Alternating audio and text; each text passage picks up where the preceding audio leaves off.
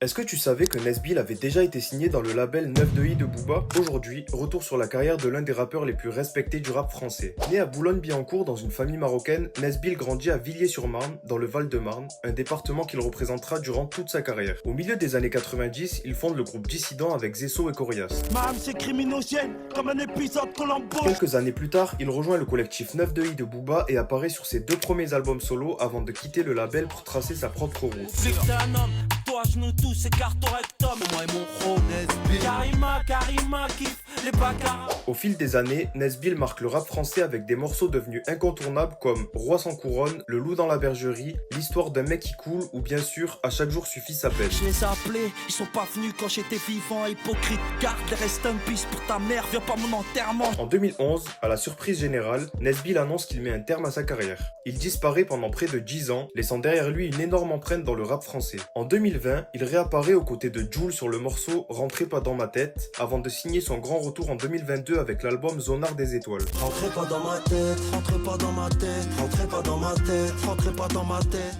Depuis, il continue de sortir de nouveaux projets tout en restant l'une des plumes les plus respectées du rap français.